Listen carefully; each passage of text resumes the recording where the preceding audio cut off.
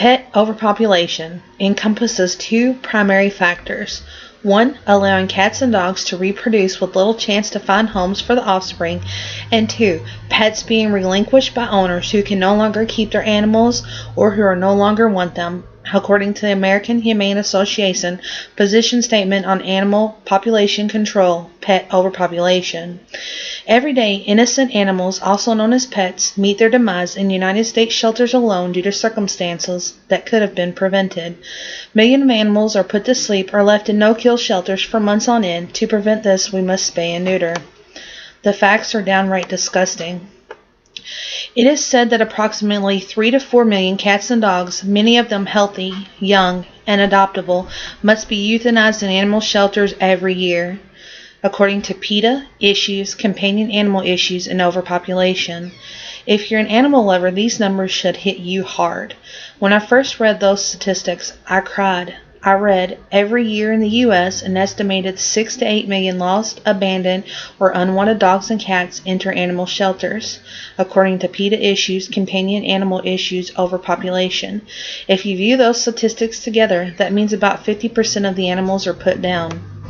It leads me to wonder if my beloved dog I had to find a home for 2 years ago due to a divorce, if they were put to sleep due to pet overpopulation. Just as many people who surrender their pets, we just didn't know the grim truth. And who is to say that if I found them a good home, that they still wouldn't have been put to sleep in a kill shelter?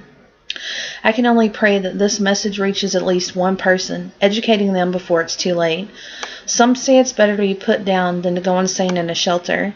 Here in Louisville, Kentucky, we have a no-kill shelter, meaning that the adoptable pets who enter their facility will not be put down, but kept till they find their forever home. The average pet spends 4 to 6 months locked in a cage with little socialization. The shelter staff can only do so much, and bless them for what they do. Have you ever walked the halls of the Kentucky Humane Society? Pets are confined to a small living space. They often bark when someone comes past their cage. This makes the next one bark, and before you know it, it's a full-on bark war in there. Nathan Wingard, the most well-known no-kill advocate, supports such shelters despite the fact that under these conditions many animals go insane from loneliness and confinement, according to PETA Issues, Companion Animal Issues, and Overpopulation.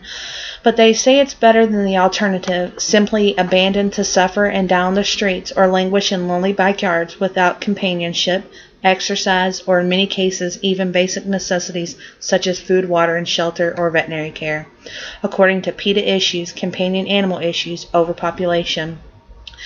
It is like a prison, and no one wants to end up there or have their loved ones end up there. It's sickening, it's sad, and more than anything, it's preventable. At the end of every Price is Right episode, longtime host Bob Barker burned these words into viewers' minds. Help control the pet population. Have your pets spayed or neutered.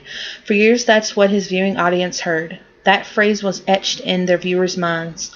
He was an advocate of animal rights and used his public eye to try to educate his audience.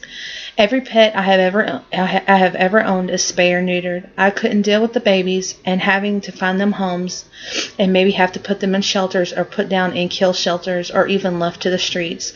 I don't live in the best neighborhood or the worst, but I have seen kittens roam our streets looking for shelter. Dog roams our streets looking for food.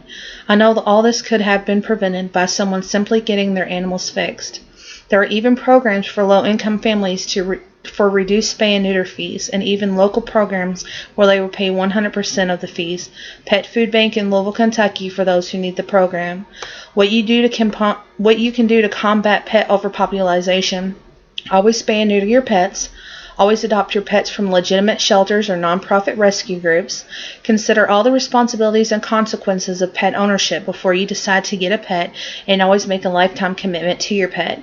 Educate your children, friends, family members, and coworkers about pet overpopulation, adoption, and the importance of spaying and neutering, according to the American Humane Association Position Statement on Animal Population Control.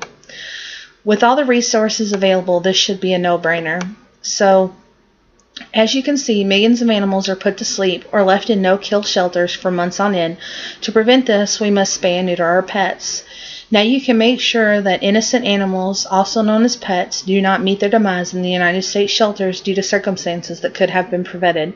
So bottom line is, spay and neuter your pets.